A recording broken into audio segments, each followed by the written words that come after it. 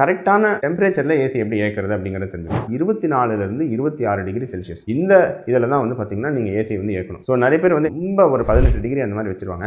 அது வந்து தப்பு. ரொம்ப கம்மியாக வச்சோம் அப்படின்னா அந்த டெம்பரேச்சருக்கு நம்ம உடம்பை அடாப்ட் பண்ணுறதுக்கு நம்ம எக்ஸ்ட்ரா கலோரியை நம்ம உடம்பு வந்து எரிக்கிற மாதிரி இருக்கும். ஸோ ஒரு 24லேருந்து 26 டிகிரி செல்சியஸ் தான் தெர்மோ நியூட்ரல் என்விரான்மெண்ட் அப்படின்னு சொல்லுவோம். அதாவது என்னன்னா இப்போ ரூமில் டெம்பரேச்சர் 30-32 டிகிரி செல்சியஸாக இருந்துச்சுன்னா கொஞ்சம் உடம்பு குளிர்ச்சி ஆக்கிறதுக்கு நம்ம உடம்பு எல்லாம் வேர்த்து ஹீட்டை ரிலீஸ் பண்ணும். ரொம்ப நீங்கள் 18-20 டிகிரின்னு வச்சிங்கன்னா நம்ம உடம்பு நார்மல் டெம்பரேச்சர் நம்மளுக்கு 37 டிகிரி செல்சியஸ் தானே உடம்புக்குள்ள, அதை மெயின்டைன் பண்ணுறதுக்கு மறுபடியும் உஷ்ணத்தை வந்து உருவாக்கிட்டு இருக்கும். அது இதையும் உடம்பு கஷ்டப்பட்டு. ஸோ 24 டிகிரிக்கு கீழே ஏசியை பயன்படுத்துறது உடம்புக்கும் நல்லதில்லை, அப்புறம் எலக்ட்ரிசிட்டி பில்லுக்கும் நல்லதில்லை, உங்கள் பர்ஸுக்கும் நல்லதில்லை. இதெல்லாம் தாண்டி முக்கியமான விஷயம் மெயின்டெனன்ஸ். 15 நாளைக்கு ஒருக்கவோ அல்லது மாதம் ஒருக்கவோ கட்டாயம் அது ஃபில்டர் க்ளீன் பண்ணும். வருடம் ஒருக்கவோ இல்லை 2 வாட்டியோ அந்த ஏசி டெக்னீஷியன் கூப்பிட்டு அவங்க இன்னும் கொஞ்சம் டீப்பாக க்ளீன் பண்ணுவாங்க, நிறைய ஸ்ப்ரே அந்த மாதிரிலாம் அடிச்சு. ஏன்னா அது கரெக்டான டைமில் க்ளீன் பண்ணால் தான் அந்த டஸ்ட் வந்து அதில் படியாமல் இருந்து உங்களுக்கு அலர்ஜி அதிகம் ஆகாமல் இருக்கும்.